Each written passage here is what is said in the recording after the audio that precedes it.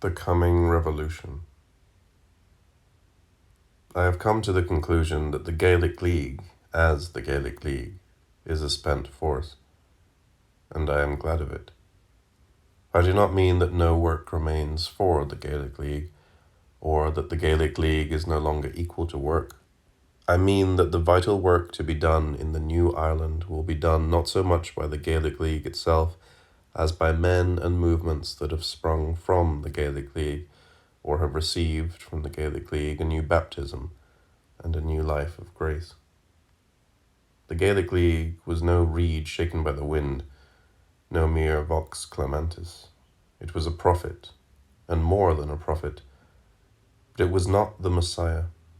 I do not know if the Messiah has yet come, and I am not sure that there will be any visible and personal Messiah in this redemption.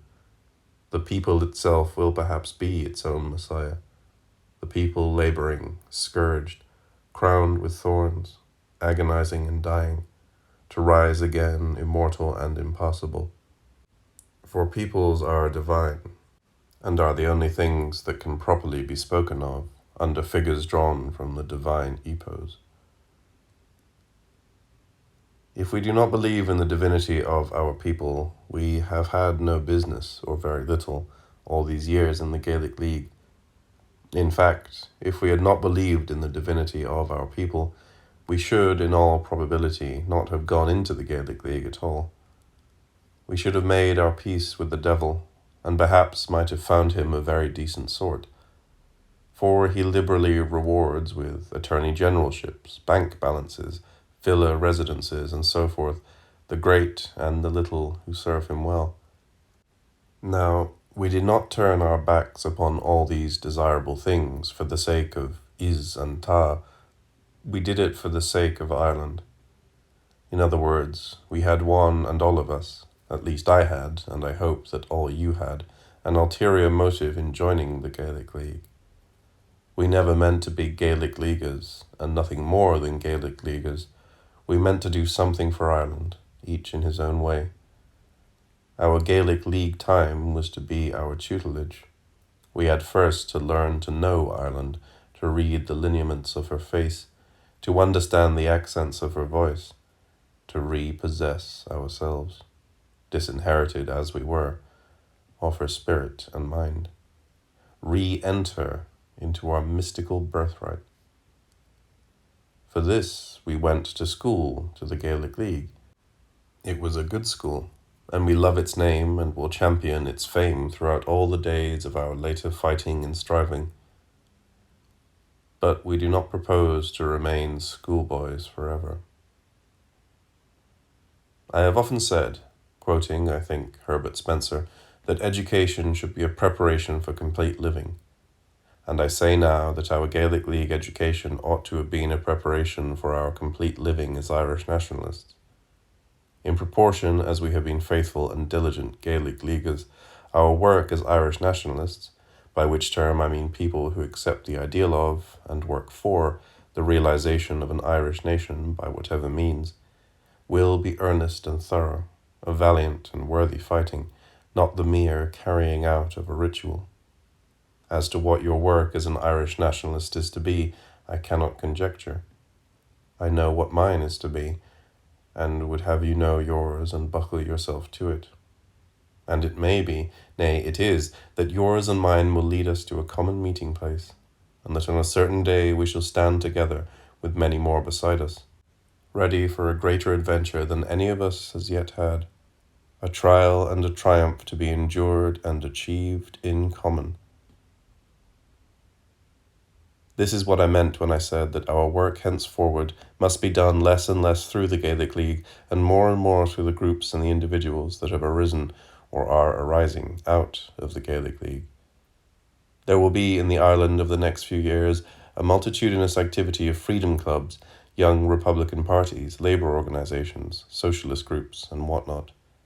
Bewildering enterprises undertaken by sane persons and insane persons, by good men and bad men, many of them seemingly contradictory, some mutually destructive, yet all tending towards a common objective, and that objective, the Irish Revolution. For if there is one thing that has become plainer than another, it is that when the 7 men met in O'Connell Street to found the Gaelic League, they were commencing, had there been a Leoncourt there to make the epigram, not a revolt, but a revolution. The work of the Gaelic League, its appointed work, was that, and the work is done. To every generation its deed. The deed of the generation that has now reached middle life was the Gaelic League, the beginning of the Irish Revolution. Let our generation not shirk its deed, which is to accomplish the revolution. I believe that the national movement of which the Gaelic League has been the soul has reached the point which O'Connell's movement had reached at the close of the series of monster meetings. Indeed, I believe that our movement reached that point a few years ago, say at the conclusion of the fight for essential Irish, and I said so at the time. The moment was ripe then for a new young Ireland party with a forward policy, and we have lost much by our hesitation. I propose in all seriousness that we hesitate no longer, that we push on. I propose that we leave Conciliation Hall behind us and go into the Irish Confederation.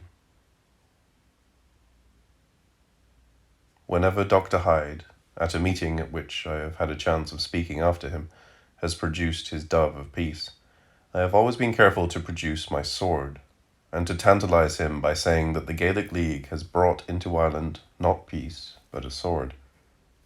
But this does not show any fundamental difference of outlook between my leader and me, for while he is thinking of peace between brother Irishmen, I am thinking of the sword point between banded Irishmen and the foreign force that occupies Ireland. And his peace is necessary to my war.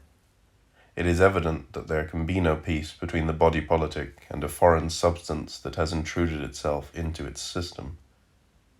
Between them, war only, until the foreign substance is expelled or assimilated.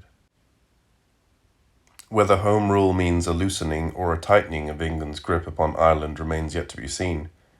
But the coming of Home Rule, if come it does, will make no material difference in the nature of the work that lies before us. It will affect only the means we are to employ, our plan of campaign. There remains under Home Rule, as in its absence, the substantial task of achieving the Irish nation. I do not think it is going to be achieved without stress and trial, without suffering and bloodshed. At any rate, it is not going to be achieved without work. Our business here and now is to get ourselves into harness for such work as has to be done. I hold that before we can do any work, any men's work, we must first realize ourselves as men. Whatever comes to Ireland, she needs men, and we of this generation are not in any real sense men, for we suffer things that men do not suffer, and we seek to redress grievances by means which men do not employ. We have, for instance, allowed ourselves to be disarmed, and now that we have the chance of rearming, we are not seizing it. Professor Eoin MacNeill pointed out last week that we have at this moment an opportunity of rectifying the capital error we made when we allowed ourselves to be disarmed. And such opportunities, he reminds us, do not always come back to nations. A thing that stands demonstrable is that nationhood is not achieved otherwise than in arms. In 1 or 2 instances there may have been no actual bloodshed, but the arms were there, and the ability to use them. Ireland unarmed will attain just as much freedom as it is convenient for England to give her. Ireland armed will attain ultimately just as much freedom as she wants. These are matters which may not concern the Gaelic League as a body, but they concern every member of the Gaelic League and every man and woman of Ireland. I urged much of this 5 or 6 years ago in addresses to the Ard Crove, but the League was too busy with resolutions to think of revolution. And the only resolution that a member of the League could not come to was the resolution to be a man. My fellow Leaguers had not, and have not, apprehended that the thing which cannot defend itself, even though it may wear trousers, is no man. I am glad, then, that the North has begun. I am glad that the Orangemen have armed, for it is a goodly thing to see arms in Irish hands. I should like to see the AOH armed. I should like to see the transport workers armed. I should like to see any and every body of Irish citizens armed. We must accustom ourselves to the thought of arms, to the sight of arms, to the use of arms.